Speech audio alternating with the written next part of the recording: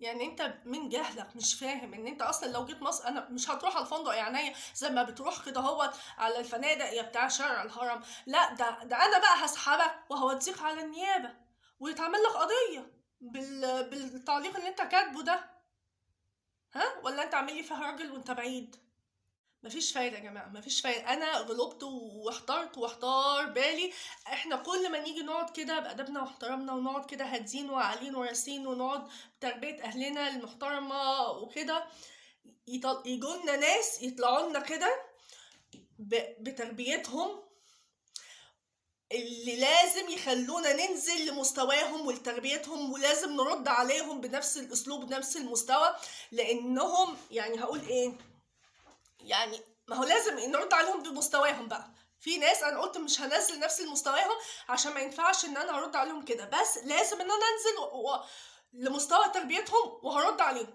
انا قلت مليون مره انا ما بقدرش ان اقرا كل التعليقات لانها بتبقى كتيره جدا، بس ساعات ان انا ايه اقعد كده ابص على التعليقات. فببص لقيت ايه تعليقات بالصدفه، يعني ان قدرت ان انا ارد عليها. لقيت تعليق من ضمن التعليقات على الحلقه هي بتاعت ايه، اللي هي نزلت وشفت الاسعار ومش عارفه ايه. فطبعا فببص لقيت حصل رد.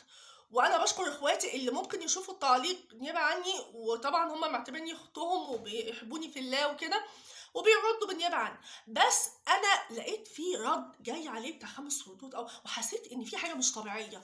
صدفه والله شفت التعليق، شفتها يمكن بعدها باسبوع 8 ايام. فببص لقيت واحد داخل، طبعا يعني ده ان يدل على تربيته. ماشي، انا ما فهمتش التعليق في الاول ليه، لان احنا ناس محترمه، بس هو مش من مصر وده ما بيمثلش بلده، هو بيمثل نفسه وتربيته بس واخلاقه. معلش يا جماعه النور قاطع، بس كفايه نور اخواتي عليا. الراجل ده بقى بيقول ايه، ان كان رده بيدل على تربيته، يعني ايه اللي هي هبان من الكلام. انا بتكلم على الاسعار ومش الاسعار وكده، فلقيته داخل بيرد حاجه تانية. انا ما فهمتش والله العظيم في بدايه كلامه عشان احنا ناس محترمه ومتربيه، فانا ما فهمتش هو عايز ايه. فلقيته بيقول ايه، الله يسلمك، من فضلك خبريني هل بعد عندكم شارع محمد علي هل في راقصات سمعته طويلة على مر التاريخ. انا طبعا الاول ما فهمتش هو عايز ايه، بس لقيت اخواتي الدكتور وايهاب وكده بيردوا عليه. انا هم الاول كانوا بينصحوني ان انا ما اردش على الاشكال دي، بس انا ما فهمتش، حسيت الموضوع فيه حاجات تانية يعني. حسيت ان هم فهموا الموضوع وكده او ردوا قصده ايه. يعني انا بقيت محتاره هو قصده ايه بالظبط. بس انا عايزه افهمه حاجه، ان كان غبائه بيصور له ان شارع محمد علي في مصر ان هو عايز يقلل مننا، اللي هو واضح الراجل ده يعني سعودي او اي بلد تانية. ف ان مصر شارع محمد علي اللي موجود في مصر ده كان شارع قديم وما زال موجود، بس كان في يعني كان زمان ان هم الناس الالاتيه والموسيقيين واللي هم اللي كانوا بيطلعوا في فرق وكده في الافراح وكده، وكان في راقصات زي موجوده في بلدك وموجوده ممكن حواليك كتير اكتر قوي. تمام. ف ودلوقتي خلاص يعني ما يعني موجود بس مش شغال. فده كان شارع قديم زي ما بيقولك شارع فن كده زمان. تمام. فالدكتور هي بيردوا عليه، وانا عايزه اقول لهم انتوا تعبتوا نفسكم ان تردوا على اشكال زي دي. فلقيت حد داخل بمستوى اعلى بيرد على اساس بيخش بيغلط في واحده. فانا قلت تلاقيها واحده من اللي داخله بتتكلم وكده، فانا قلت لا ده انا اوقفه عند حده علشان قله الادب، لان رده في منتهى قله الادب واجيب لها حقها. لقيت مفيش بنت ردت، فقلت لا هو كان قصده عليا انا. فانا قلت لا ده انا اخش واعرفه الصح من الغلط واعلمه الادب ازاي. ما انا لازم هنزل لمستواه وتربيته لازم. بص بقى بيقول ايه. تمام. بيقول، هو كاتب دال هنا، وينكم من شارع الهرم. اكيد انت تعرفه، بدل ذكرت شارع الهرم يبقى اكيد انت بقى ليل ونهار فيه تعرفه. لو انا في مصر اقدر اخد البنت هذه. هو بصوا يا جماعه ما كانش فيه بنات، ماشي، لانه بيقول اخد البنت هذه اللي بتتكلم، واللي كانت بتتكلم الوحيده هو انا صاحبه الفيديو.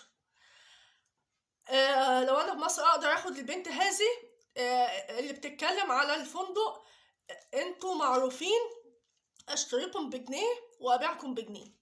بص هقولك حاجه، انت لو كنت سواء بتتكلم عليا او بتتكلم على واحده، انا كنت هخش هروقك. تمام. بس انا لقيتك داخل بتغلط فيا، فانا هعرفك تماما، هسيب تربيتي وادبي وكده، وهنزل لمستواك عشان انت معرفتش تتربى. وهقول لوالدتك اصل انت معرفتش تربيه، مش متربي ليه؟ لان انت بتذكر بنات الناس بكده، وتيجي تقول اقدر اخد البنت اللي بتتكلم دي على شارع على الفندق ومش عارفه ايه، ولو انا في شارع الهرم ايه، لو انت في شارع الهرم يبقى انت ليل ونهار كده. وخلي بالك الاماكن دي موجوده في كل البلاد، اللي هي بقى سواء شارع الهرم او فيها ديسكوهات او الكباريهات دي موجوده في كل البلاد. بس ممكن في بلدك انت، انا معرفش انت بلدك ايه، بس من لهجتك باينه. تمام. بس انت لا تمثل بلدك في شيء، انت بتمثل نفسك وتربيتك القذره اللي واللي يعني بتتضح عليك. تمام. عشان انت مش هتمثل بلدك، بتمثل تفكير اللي حواليك وتربيتك دون المستوى. يعني هقول لك ايه، مش راضي اقول كلمه قبيحه. تمام. بس تيجي تقول ان انا اقدر، ولو انا بس اقدر اخد البنت اللي بتتكلم دي اوديها للفندق، لا يرحم امك.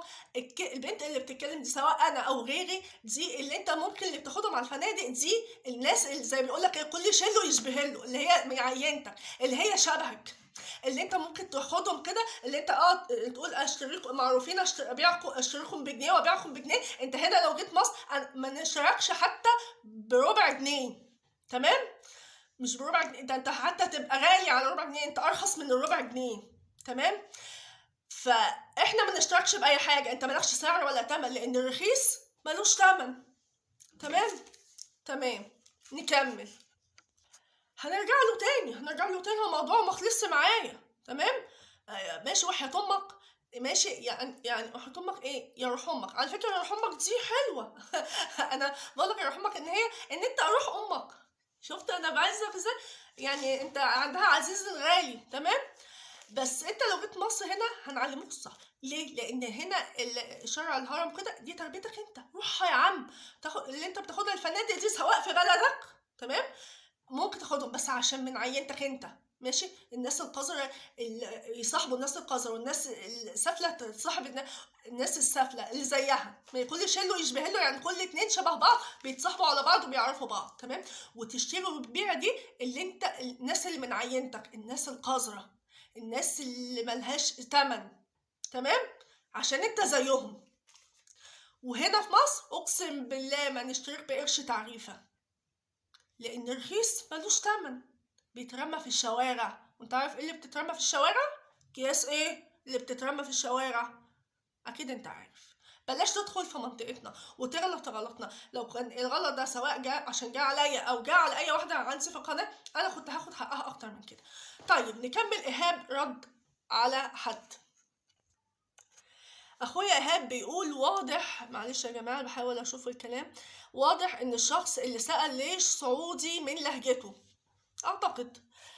وقبل ما تقذف الاخرين وانت كلك عريان وزجاج، صح، تحقق وبلاش مزايدات وسفالة. تربيته يا ايهاب، تربيته. و... و... كل واحد عارف قدره واصله. صح. الله ينور عليك. يعني في مثل عندنا بيقول لك ايه، ما تحدفش الناس بالطوب. اصلا لا، انت لو بيتك من ازاز ما تحدفش الناس بالطوب. هتحدف الناس بالطوب ليه وانت اصلا بيتك ازاز؟ عارف يعني ايه مثل؟ يا بتاع شارع الهرم، ماشي، يا بتاع اللي بتاخد الناس على الفنادق اللي انت بتعرفهم سواء في بلدك ولا في تربيتك. تمام.